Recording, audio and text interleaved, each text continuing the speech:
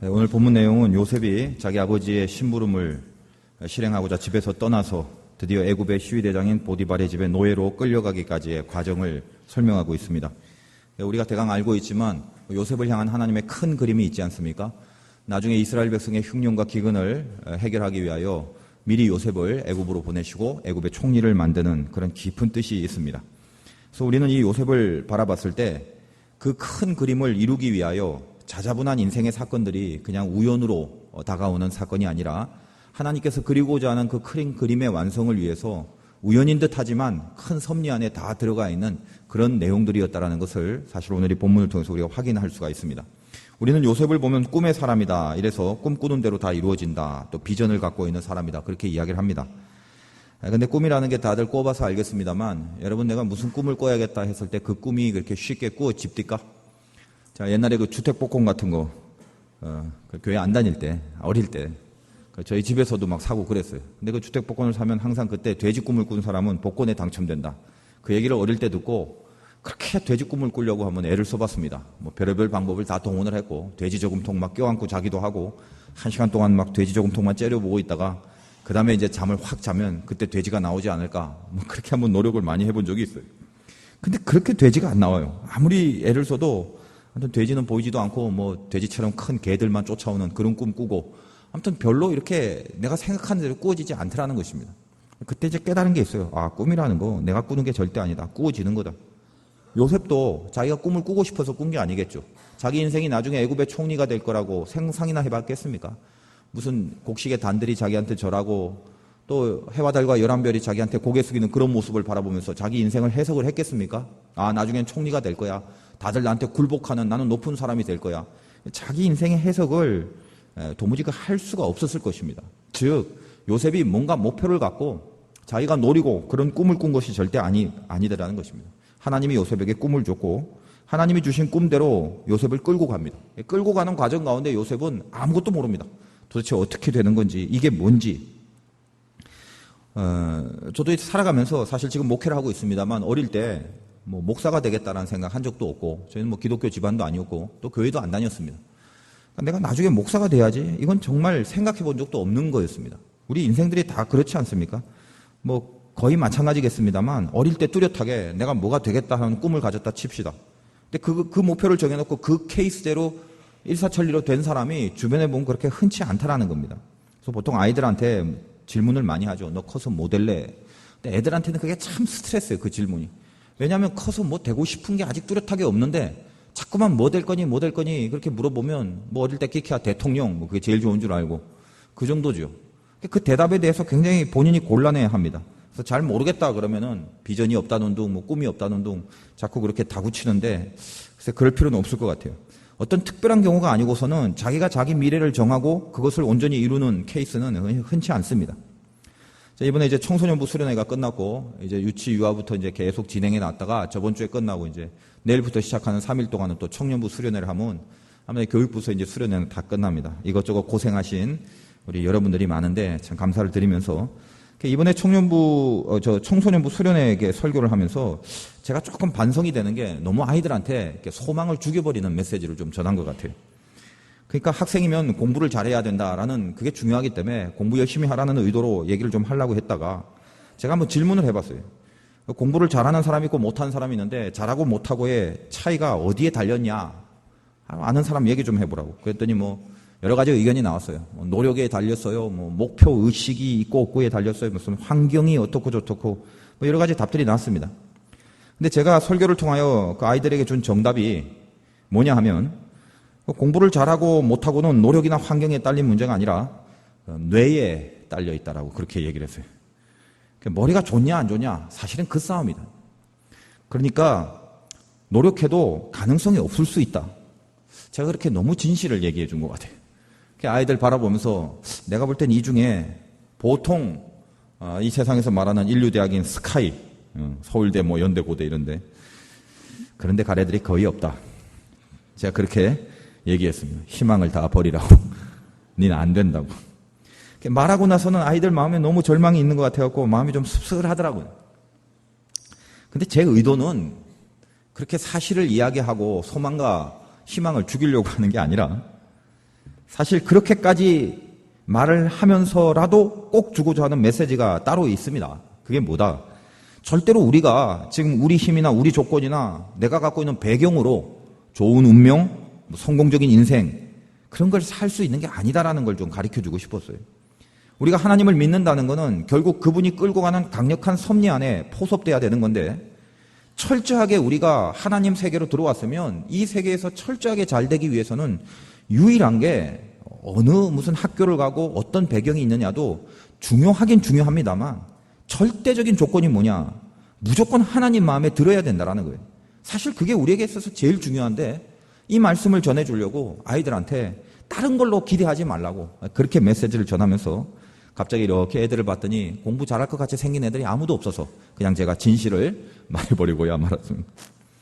이 중에도 우리 자녀들을 중고등부에 다니는 그 학부모들이 있겠죠. 제가 여러분께 말씀드리는데 별로 큰 기대를 하지 마십시오.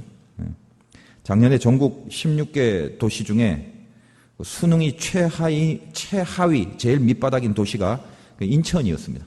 우리 다 여기 인천에 살고 있는데 여러분 자녀들이 아이고 그렇구나. 우리가 참 공부 못하는 그런 지역에 있구나. 사회에서 알아주는 좋은 대학 갈 사람들 거의 없구나. 일단 현실을 직시하셔야 됩니다. 특별한 기적이 일어나면 모를까? 그러나 우리가 정말 중요한 거는 그럼에도 불구하고 뭘 믿고 살아야 되냐면 그래서 결국 우리에게 중요한 게 뭐냐라는 거예요. 하나님의 자녀는 그런 걸로 끌고 가는 인생이 아니다라는 것을 철떡같이 믿어달라는 것입니다. 만약 여러분의 자녀가 좋은 학교를 안 갔어요. 그럼 그 사람 망하는 거예요? 그 인생이 이제 더 이상 소망이 없는 거예요? 그렇지 않잖아요. 그러니까 예수를 믿는 사람들은 우리가 살아가는 독특한 법이 있다는 걸 분명히 알아야 됩니다. 영광스러운 인생이 되려면 어떻게 해야 되냐? 좋은 학교 가는 것도 중요합니다만 제일 중요한 게 뭐예요? 하나님 앞에 늘 잘 보여야 된다는 거. 왜 이런 맨날 듣는 말에 그렇게 실감이 없을까 모르겠어요. 하나님 마음에만 딱 들면 되는데 그걸 아는지 모르는지 믿는지 안 믿는지 온 마음과 힘과 정성을 다하여 하나님 마음에 들고자 하는 노력과 시도가 코빼기도 안 보인다면 어떻게 하나님의 그 커다란 그림 속에 들어갈 수 있겠냐 이 말이에요. 어쩌면 우리에겐 굉장히 중요한 소망 아니겠습니까? 우리가 뭐가 있습니까? 내 자신이 뭐가 있습니까? 그리고 여러분의 자녀들이 뭐가 그렇게 똑똑한 사람이 얼마나 있습니까? 아무리 봐도 우리는 부족하고 연약하고 참 보면은 실력도 없는 것 같은 그런 어떤 한심함이 늘 느껴지는 우리는 그렇게 부족한 사람들 아닙니까? 특히 하나님 앞에서요. 근데 그럼에도 불구하고 우리들에게 기회가 있다는 것입니다. 너희는 세상 방법으로 살지 마. 너희는 세상 방법으로 성공하는 거 아니야. 그렇게 가는 게 아니야. 그게 다가 아니야. 그게 좋은 게 아니야. 너희들이 정말 훌륭한 인생을 살려고 진짜 하나님 안에서 성공스러운 인생을 살기 위해서는 좋은 기회가 있다라는 거예요. 무슨 머리가 어떻고 대학이 어떻고 무슨 가정의 물질의 배경이 어떻고 그게 아니라 그럼에도 불구하고 영광스럽게 살 수 있는 비법 하나님의 큰 섭리 안에 들어갈 수 있도록 하나님 마음에 들게 인생을 살아가는 것 이게 우리에게서 유일하고도 온전하고도 분명한 조건이다라는 것 그걸 철떡같이 믿고 있는 것입니다. 그러므로 우리 자녀를 둔 부모님들도 뭐 이제 수능 시즌이 온다. 수능 때만 잠깐 와서 반짝 기도하고 이 아이의 운명을 하나님에 맡깁니다. 뭐 이렇게 하지 말고요. 평소에 제일 중요한 건 시험 성적이 얼마나 잘 나오냐 보다도 하나님 앞에 신앙생활을 잘 할 수 있도록 하나님 앞에 잘 보이는 게 가장 중요한 것임을 계속적으로 가르치는 그 일에 매진을 해야 된다는 것입니다. 자, 설교를 이렇게 하고도 별로 이렇게 기대가 없어요. 이 설교보다는 그런 게 맞다라고는 생각하고 있지만 당장 우리들의 욕심은 뭐냐면 내 자녀들 세상에서 바라고 세상에서 원하는 그 기준들에 다 맞추는 것에 급급해 있지 하나님이 원하는 기준에 맞추려고 정말 마음을 돌이켜서 그쪽으로 데리고 가고 끌고 가는 사람이 없더라는 것입니다. 사실 여러분 부모라 할지라도 자녀들에 대해서 아는 게 그렇게 많지 않습니다. 저도 아이들 키웁니다만 잘 모르겠어요. 도대체 어떤 재능이 있는지 뭘 잘하는지 어떻게 해야 되는지 다 안다고 생각하지만 그렇지 않은 거예요. 아무것도 모르겠어요. 갈수록 그냥 뭐 끼케야 아는 거는 얘네들은 그냥 먹을 거 있으면 끝까지 먹는다. 그거 하나밖에 없어요 사실은. 그 다음에 도대체 어떤 모습이 있고 무엇을 갖고 하나님 앞에 쓰임 받을지는 부모라도 모르는 거라는 것입니다. 우리가 막연하게 자식에 대해서 알고 있는 것과도 전혀 다른 것이 있다는 거예요. 그러니까 뭡니까? 부모로서도 기도만 하게 되죠. 하나님 보시기에, 하나님의 섭리 안에서 하나님 보시기에 귀하게 사용하여 주시는 그런 인생 되길 원합니다. 그 기도밖에 할 게 없더라는 것입니다. 제가 이번에 일본 선교 가면서 느낀 게 있어요. 우리 같이 간 청년들 중에, 그 청년들 뭐 제가 다 알고, 그 부모님들도 다 알죠. 근데 그 중에 제일 나이 어린 친구가 있었는데, 평소에 말도 별로 없고, 적극적일 것 같지도 않아요. 그래서 제가, 야, 얘가 제일 어린데 잘할 수 있을까? 걱정도 많이 했습니다. 그래서 다른 친구들한테 미리 얘기했어요. 얘 제일 어리고 또 말수도 없고 그러니까 너희들이 좀 잘 돌봐줘라. 그래서 늘 예의주시하고 있었어요. 근데 막상 현장에 나가보니까 판도가 달라지더라는 거예요. 이 친구가 제일 전도를 잘해요. 그러니까 우리가 전도할 때 사람 많은 역전에서 이렇게 찬양도 하고 막 전도지도 주고 막 그랬거든요. 근데 다른 애들은 외려 막 쑥스러워하고 생전 처음 해보는 거 아니겠습니까? 한반도 땅에서 전도 한 번도 안 해본 애들이거든요, 다. 근데 가서 역전해서 그걸 하니 얼마나 이게 막 창피하기도 하고 스스로 이겨내는 과정, 사실 그게 굉장히 중요한 연단인데 그 시간을 거치고 나서 간이 붙게 됐거든요, 사람이. 그러면서 담대해지는 건데 잘할 것 같은 애들은 외려 막 쑥스러워하고 좀 이런 수줍어하는 모습이 보이는데 이 제일 못할 것 같은 이 친구는 그냥 다가가서 이렇게 전도를 제일 잘하는 거예요. 거기에는 뭐 일본인들 뭐 전도지 받고 지나가는 친구들도 있고 뭐 외국인들이 뭐 하나 싶어서 뭐 앉아서 구경하는 사람들도 있고 뭐 휠체어 끌고 다니는 장애인도 있고 이 친구는 수많은 사람들 다 만나서 전도하는 꼭 이 친구한테 전도 당하는 사람들은 항상 오래 좀 이야기를 하더라고요. 이야기하고 뭐 같이 사진도 찍고 막 전화번호 교환하고 뭐 그런 일들을 그래서 제가 이 다르다. 완전히 판도가 다르는구나. 너무 신기한 거예요. 사실 이 어린 친구가 뭐 앞길에 대해서 고민도 하고 어떻게 살아갈까 뭐 궁리도 하고 뭐 그런 친구 아니겠습니까? 이번에 제가 느낀 게 그래요. 막연하게 걱정할 만한 내용 그것만 갖고 고민하는 게 아니라 또 다른 측면을 봐야 되는구나. 하나님이 보시는 또 다른 측면이 있구나. 그런 생각이 많이 들다는 것입니다. 그래서 인간적인 고민은 뒤로 해야겠다 이런 생각이 들어요. 어떤 사람에 대하여 인생과 운명에 대해서 인간적인 판단 뒤로 하고 하나님이 끌고 가시는 새로운 측면이 분명히 있다는 거 그걸 일단 믿어야 되겠구나. 그래서 제가 그 아이들이 전도하는 모습 보면서 속으로 기도했습니다. 하나님, 저들이 어떤지 제가 파악한 것이 있지만 그거는 아무것도 아닙니다. 하나님이 끌고 가시는 인생이 분명히 될 것입니다. 하나님 저들의 삶을 끌고 가달라고 그렇게 제가 전도하는 아이들을 바라보면서 속으로 기도를 했습니다. 전도하고 그러니까 일본이 너무 덥지 않습니까? 더워서 이제 목욕탕에 갔는데 목욕탕에 보면 막 냉탕도 있고 온탕도 있고 근데 냉탕이 굉장히 차가웠어요. 그러니까 땀도 빼고 그 다음에 냉탕에 들어오기도 하고 뭐 이런 식으로 뭐 목욕하지 않습니까? 근데 그러니까 아까 그 친구가 가만히 보니까 계속 냉탕에만 들어가 있는 거예요. 그 차가운데 목만 이렇게 내놓고. 그래서 저도 이제 가끔 갔다가 들어와서 안 춥냐 그랬더니 춥대요. 그래서 또 이제 어디 갔다가 와서 나왔다 다시 들어간 줄 알았더니 계속 그 자리에 또 있는 거예요. 너 안 춥냐? 춥대요. 추운데 왜 그러고 있냐? 하여튼 이 친구가 하는 말이 제가 참 그때 충격을 받았는데 밖에 나가면 덥잖아요. 그래요. 덥지 일본인. 그래서 아예 여기서 몸을 꽝꽝 얼려서 그리고 나가면 더워도 견딜 수 있다라는 거예요. 제가 그 얘기를 듣는 순간 야 대단하다. 이 친구는 앞날에 대해서 고민하고 뭐 염려하는 그런 모습이 있지만 그게 어떤 고민과 염려의 수준이 아니라 이 친구는 누구보다도 앞길에 대해서 준비성이 철저하구나. 제가 그걸 알았어요. 워낙 철저히 준비를 하려는 근성이 있다 보니까 남들보다 좀 더 헷갈리고 남들보다 좀 더 고민을 해야 되는 그런 캐릭터구나. 제가 그런 거를 느꼈다는 것입니다. 밖에 나왔더니 아니야 다를까 얼마나 더워요. 그래서 우리는 왜 이렇게 더워 이러고 있는데 이 친구는 옆에서 추워 목사님 추워요 이러고 다니시고 있더라는 거예요. 야 밖에 나오면 덥다는 거 그거 알고 그거 이기려고 지금 이 냉탕에서 덜덜덜 떨며 몸을 얼리는 그 의지가 얘는 뭘 해도 뭐 귀한 거 한번 하겠다 그렇게 싶더라고요. 우리 교회 그 아이 부모님이 다 다녀요. 그러니까 우리 그 부모님은 누군지 아시면 아무튼 각별히 기도를 해주시고 하나님 내 이 아들이 한번 귀하게 쓰임받는 인생 되게 해달라고 그거 꼭 우리 부모님이 기도해 주시고 그 부모가 누군지 궁금하죠. 여기 앉아 있는지 모르고 제가 어떻게 제 입으로 이인성 권사님 아들이라고 그렇게 말할 수 있겠습니까? 아무튼 한 건 할 수 있는 아들을 뒀어요. 일본 선교 얘기가 나왔으니까 꼭 해야 될 말이 있습니다. 우리 교회 정선영 집사님이란 분이 있는데 시청 공무원이에요. 근데 하도 근무를 잘해서 일본 요코하마로 1년 정도에 파견 나갔습니다. 저희가 요코하마에 가서도 그 교회에 들리고 그쪽 지역에 전도를 했거든요. 우리가 간다는 소식을 들고 하루 휴가를 내갖고, 뭐 연차인가 뭐 그걸 내갖고 일부러 왔더라고요. 얼마나 반갑게 맞아했는지 막 감사하고 그날 하루 종일 저희하고 같이 사역했습니다. 저녁 시간이 됐더니 집사님이 저녁을 사주겠다고요, 우리 보고. 그래서 인원이 좀 많으니까 뭐 그냥 뭐 우동이나 라면이나 뭐 이런 거 좀 사줄 줄 알았는데 거기 요코하마 영광교회 목사님하고 좀 의논을 하더니 우리를 어디로 데리고 가냐면 스시집, 회전 초밥집을 데리고 간 거예요. 그래서 제가 속으로 좀 걱정을 했습니다. 아, 우리 집사님이 우리 애들이 얼마나 먹는지를 이게 가늠하지 못하고 데리고 갔구나. 이런 걱정이 들더라고. 근데 아니나 다를까 얼마나 많이 먹는지, 특히 이 여학생들이 진짜 대단하게 많이 먹어요. 그냥 한 50개, 60개 접시가 다 쌓인 것 같아요. 그냥 코끝까지 다 이렇게. 제가 이렇게 대강 견적을 내보니까 돈이 이게 한두 푼이 아닐 것 같아요. 그래서 집사님한테 얘기해서 집사님 마음만 받겠다. 너무 많이 나올 것 같으니까 우리가 내겠다고 했더니 아니라고.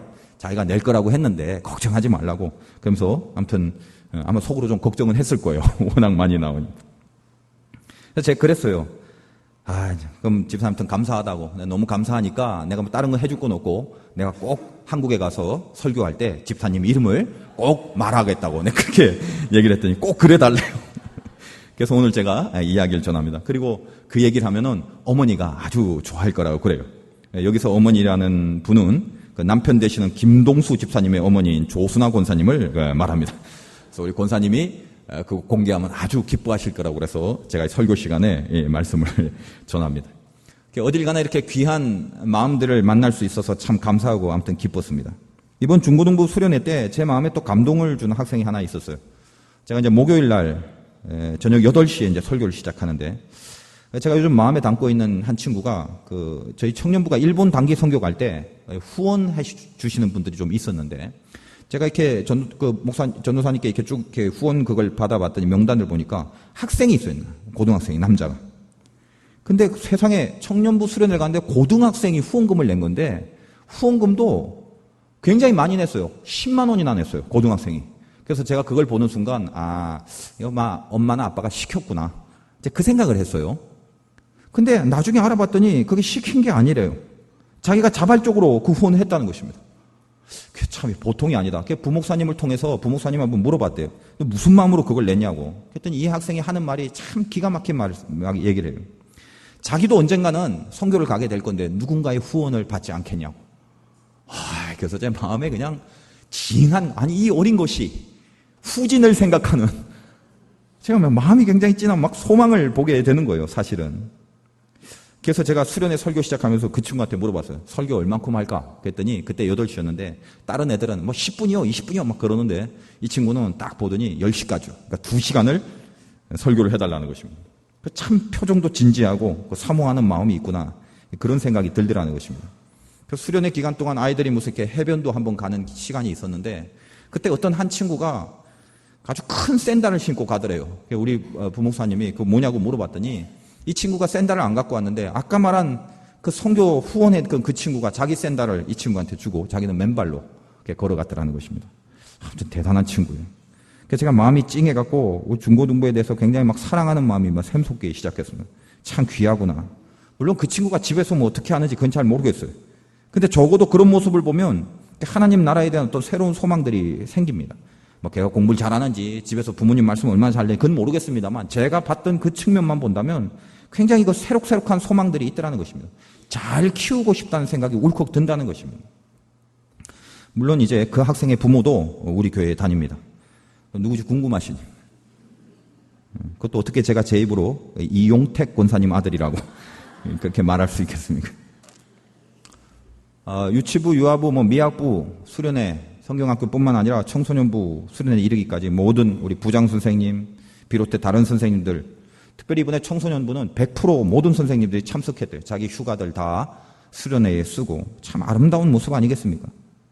또 다른 보조 선생님들도 자기 할 일이 분명히 바쁠 것인데 와서 정말 열심으로 충성스럽게 섬기고 수련회 참석한 애들보다 훨씬 더 많은 스태프들이 가서 또 여성교회는 또 밥 해주느라고 그 더운데 수고가 많으시고 그래서 제가 그런 모습 바라보면서 참 감사함이 있다라는 거예요. 감사함이. 주님, 주 안에서의 수고가 절대 헛되지 않기를 기도합니다. 제 마음속에 요즘 그런 기도가 늘 됩니다. 그래서 제가 이제 목요일, 금요일 2번 해야 되는데 그때 금요일이 우리 교회 이제 6월절 기도회라서 이번만큼은 작년과 다르게 한 번만 목요일 날 제가 설교를 하고 금요일 날은 와서 이제 6월절 기도회를 인도했습니다. 그러니까 예전 같지 않지 한 번밖에 설교를 안 했지만 그 예년과는 좀 다르게 굉장히 마음에 더 든든함과 또 흐뭇함이 있던 그런 시간들이었다는 것입니다. 중고등부도 정말 신경 써야 되는데 제가 문득 그런 생각이 들어요. 가끔 중고등부에 내려가서 제가 좀 말씀을 좀 전해야겠다. 아이들이 좋아하려는지 안 좋아하려는지 모르겠지만 그냥 제가 사모하는 마음에 그런 생각도 문득 들고, 그래서 가끔 제가 혹시 지금 아직 잘 모르겠습니다만 주일 일부 예배 때 중고등부 예배가 있거든요. 그래서 가끔 진짜 가끔은 한 번씩 제가 그 주일 일부 예배는 다른 목사님께 맡기고 제가 직접 가서 중고등부 설교도 한번 해야겠다는 생각이 아직은 모르겠습니다만 그런 감동이 들 정도로 그렇게 참 흐뭇함이 있었다라는 것입니다. 제가 요셉을 묵상하면서 그가 어떤 광대한 뜻, 내가 꼭 이렇게 될 거야라고 그래서 큰 꿈을 이루고자 하는 환경이나 조건이 다 갖추어진 그런 스펙의 인물이 아니었습니다. 그런데도 이스라엘 백성 가운데 역사상 가장 크게 존귀하게 쓰임받았던 이유가 뭘까? 그는 크신 하나님의 섭리를 그의 인생 속에 이렇게 절대로 포기하지 않거나 회피하지 않고 그 섭리를 그대로 받아들였습니다. 그래서 그때마다 그 섭리가 진행될 때마다 하나님 앞에 어긋나는 인생, 빗나가는 인생, 불신앙의 인생 살지 않았다라는 것입니다. 크게 위대한 일 한 방으로 성공한 인생이 아니라 하나님이 끌고 가시는 큰 섭리 안에서 이탈되지 않으려고 작은 승리와 작은 열매들을 분명히 하나님 앞에 보였던 그런 삶이더라는 것입니다. 작은 일부터 하나씩 매번 순간순간마다 하나님 편에 섰던 그런 사건들, 그게 하나님의 기억 속에 남겨져 있을 때 비로소 하나님이 끌고 가시는 큰 섭리 안에 온전히 우리가 포섭될 수 있다는 사실을 이 요셉을 통해서 배우게 됩니다. 선교 갔던 일, 교회를 도왔던 일, 노방에서 전도지 냈던 일, 그렇게 큰 일은 아니겠죠. 그렇게 크게 무슨 역사를 바꿀 만한 위대한 일은 아닐 것입니다. 선교팀을 위해서 식사를 산 일, 후원한 일, 그거 위해 기도한 일, 샌들 한번 빌려준 일, 말씀 듣기에 사모한 일, 그런 일상의 자잘한 것들이 얼마나 많습니까? 그걸 하나씩 본다면 그게 무슨 엄청난 하늘나라의 역사가 뒤바뀌어질 정도의 그런 큰 일들은 아닐 것 같이 느껴진단 말이에요. 그런데 진짜 비결은 거기에 있습니다. 여러분, 우리가 하나님 안에서 정말 잘 살고 싶습니까? 다른 거 아무것도 없다는 것입니다. 큰 흐름, 하나님께서 우리를 향하여 갖고 있는 큰 그림을 이루어 드릴 수 있도록 그렇게 끌려가는 일생 가운데 작은 일상의 것들을 정말 생명 걸고 승리할 수 있는 그런 열매를 거둘 수 있어야 된다는 것입니다. 어떻게 보면 하찮게 보이고 어떻게 보면 시시해 보이고, 근데 싸움이라는 건, 특히 영적 싸움은요, 원래 시시한 걸 싸우는 거예요. 유치하게 보이는 거, 그런 거 싸우는 거예요. 사실은 우리가 옛날처럼 목숨 걸고 띠듣고 나가서 예수 아니면 죽이겠다라는 총칼 앞에 순교를 각오하고 사자의 밥이 되더라도 복음을 전하리라, 이제 그런 일 없습니다. 이제 그런 시대가 아니라고. 근데 그럼에도 불구하고 동일한 가치로 하나님이 우리 내면 속에 요구하는 싸움의 기준들이 있단 말이에요. 요셉도 마찬가지입니다. 지금 열거한 많은 사람들, 우리 모두가 다 똑같습니다. 정말 일상의 작은 일에 나는 거기서 걸려오는 수많은 싸움들이 있는데 그 수많은 싸움들을 우리는 몇 번이나 이기냐 이겁니다. 결국 그 싸움에서 그 작은 것에 이기는 것이 하나님의 섭리 안에 포섭될 수 있는 유일한 조건이에요. 하나님 딴 거 보지 않습니다. 엄청나게 큰 일과 위대한 일이 아니라 이 섭리권에서 튕겨져 나가지 않도록 나에게 걸려오는 수많은 싸움 중에 하나라도 승리하려고 애쓰는 그 마음을 하나님이 당신의 섭리 안에 끌어당기는 조건으로 여기신다는 거예요. 우리가 그 일에 실패하면 안 됩니다. 정말 하나님 믿고 그를 인정하고 그분을 사랑한다면 우리가 살아온 인생 가운데 걸려오는 모든 싸움 속에 단 하나라도 반드시 이기셔야 됩니다. 단 하나라도 이기겠다는 열망과 각오와 그런 뜨거움이 예배를 드렸다면 우리 가슴 속에 그 불씨가 붙어져야 된다는 것입니다. 왜 멍청하게 안 싸우고 있었나? 왜 그냥 그렇게 살아왔나? 왜 아무것도 아닌 작은 하나라도 이기겠다는 어떤 간절함, 그런 의욕들, 이게 왜 없나? 아무 생각 없이 어제와 똑같은 오늘을 살고 그냥 모든 만사에 내 성격, 내 성깔대로만 반응하고 내 경험, 내 생각, 내 취향으로만 선택하고 판단하는 그 모든 것들로부터 내가 한 번쯤은 하나님 앞에 브레이크를 걸고 주님의 이름으로 하나라도 싸워 이기겠다라는 그런 시도를 우리가 해내야 되는, 그게 우리 예배 가운데 결단해야 될 내용이더라는 것입니다. 여러분, 우리 인생을 다시 한번 바라보고 생각하시는 시간이 됐으면 좋겠어요. 인생이라는 거 절대 생각으로 풀려지지 않지 않습니까? 언제 계획으로 풀려집니까? 그렇지 않잖아요. 우리 생각에는 그것만 쥐면 될 것 같고, 우리 생각에는 아무리 그것이 하나님 편이 아닌 거라 할지라도 잠깐 그것만 소유하고 그것만 확보하면 세상에서 보란듯이 보는 성공한 그런 인생이 될 것 같이 판단하잖아요. 절대 그렇지 않거든요. 절대 그렇지 않다는 말을 하면 뭐예요? 그걸 믿지를 않는데. 우리 운명을 세상이 끌고 가는 게 아니라는 것에 대하여 항복하셔야 됩니다. 이걸 항복하지 않으면 하나님은 우리들에게 계속적인 방법을 통해서 어떤 방법을 통해서든지 간에 내 인생은 세상이 이끌어가고 세상의 조건이 이끌어가는 것이 아니라 하나님의 큰 섭리가 나를 이끌어간다는 그걸 가르쳐주기 위하여 계속적으로 우리들을 굴리실 것입니다.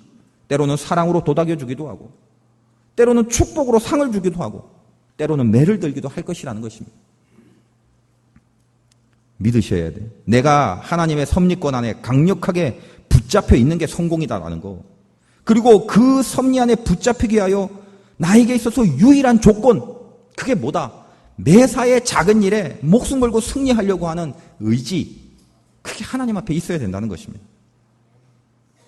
여러분, 오늘 예배 뒤에 일주일 동안 이제 살아가면서 정말 이 예배를 하나님 앞에 드렸다면 한 번이라도 더 싸우시는 열매가 있으시길 바라요.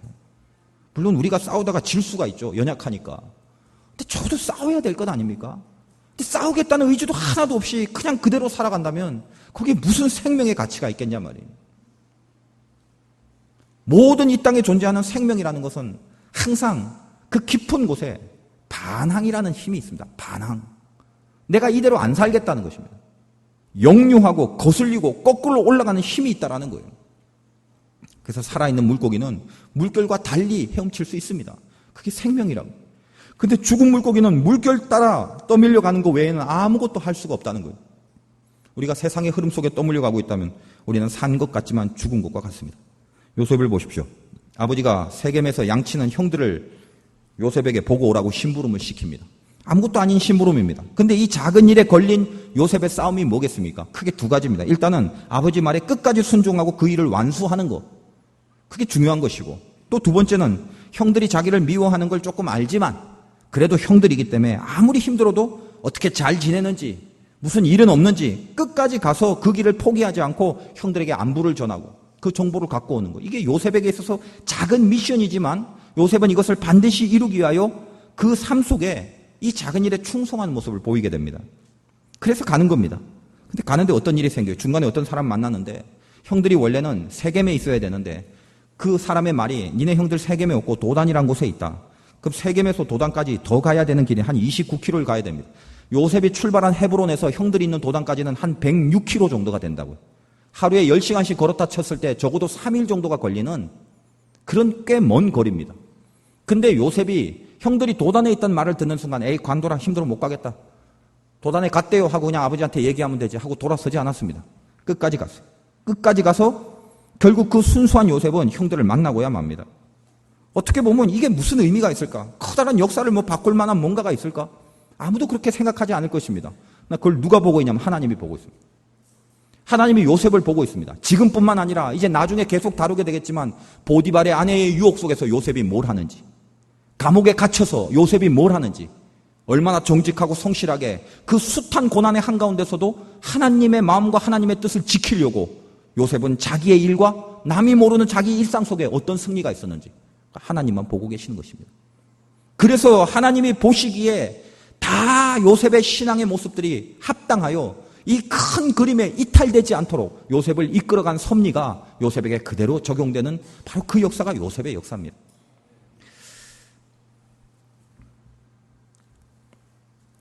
형들에게 도착했습니다.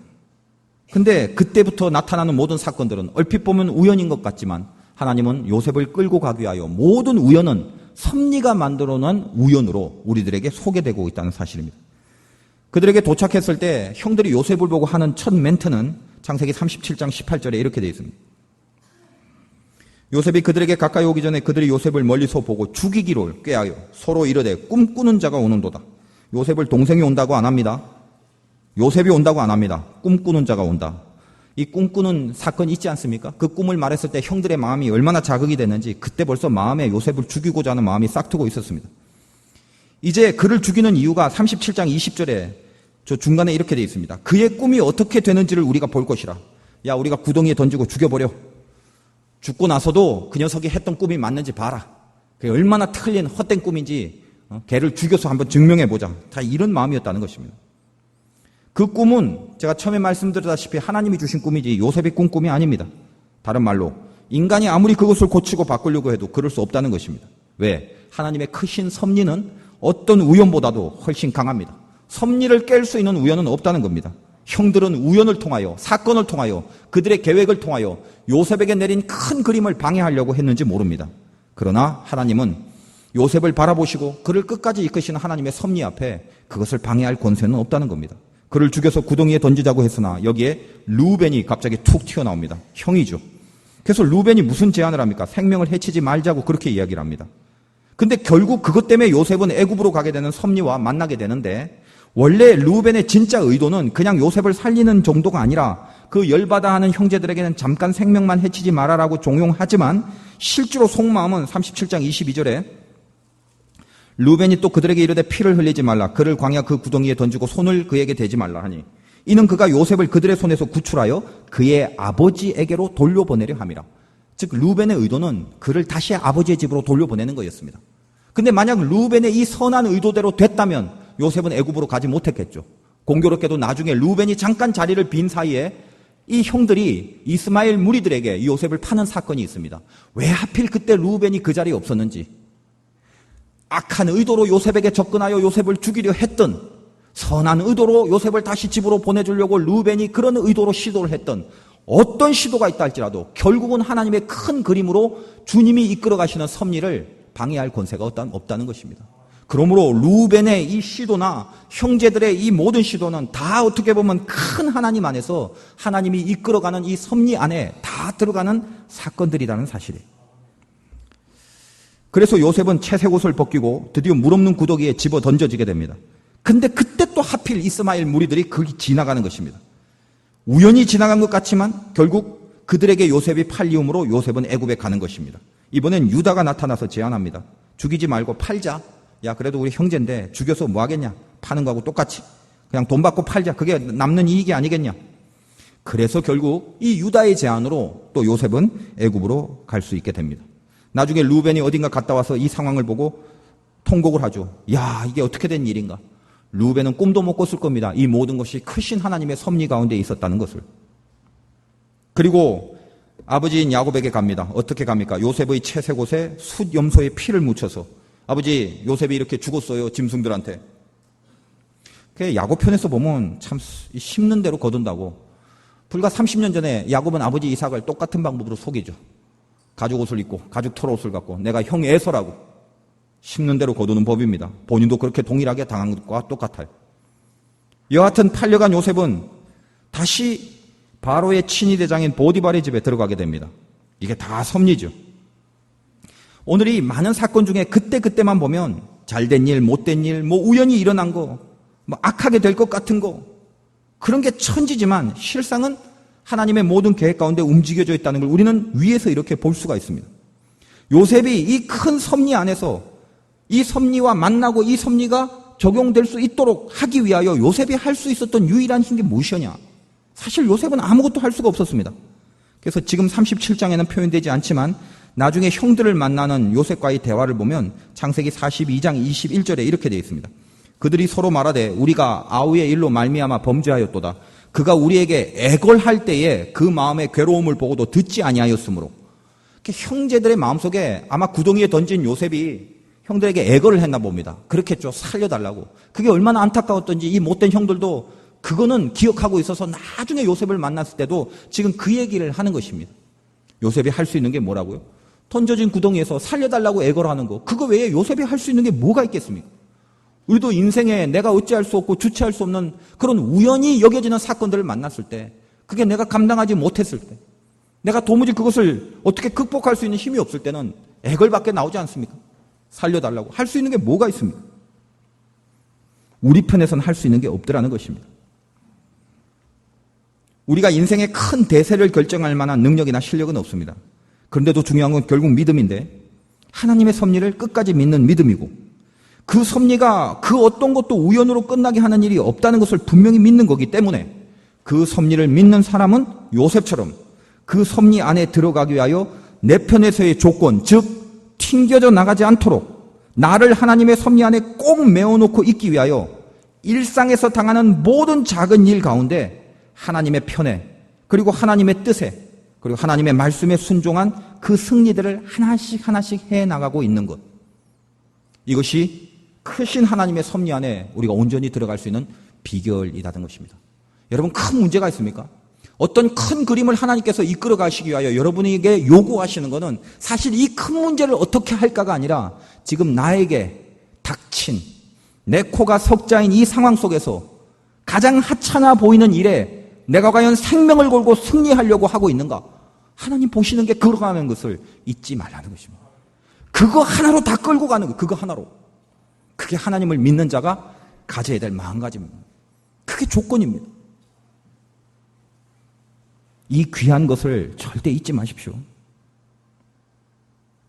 큰 성공, 큰 역사, 큰 대세, 내가 결정할 수 있는 거 아무것도 없습니다. 우리 애걸하는 것밖에 없어요. 그건 하나님이 가는 것입니다. 하나님의 섭리 안에 들어가 있는 것입니다. 그 섭리가 결국은 나를 영광스럽게 이끄는 것이지 내가 내 편에서 세운 어떤 것이 나를 영광스럽게 하는 게 아니다라는 것입니다. 여러분, 오늘 이후로 이 예배 가운데 여러분이 정말 하나님 앞에 결단을 했다면 모든 것들, 즉 아무리 작게 보이고 하찮게 보이는 것, 그 절대 하찮게 여기지 마십시오. 이쯤이야, 이 정도야, 별거 아닌 것처럼 해왔던 것들을 갑자기 그것과 피 터지는 싸움을 하리라고 돌변하셔야 됩니다. 하나님이 바라보고 있으니까 내가 이제껏 이렇게 해왔는데 이게 아니구나, 이것은 피 흘리면서 싸워야 될 거라고 특별히 유치하게 생각되는 그런 것들, 시시하게 생각되는 그런 것들, 거기에 생명을 걸 줄 아는 것, 그게 하나님이 원하시는 거라는 겁니다.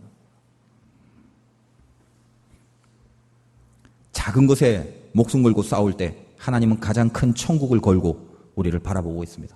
잊지 마십시오.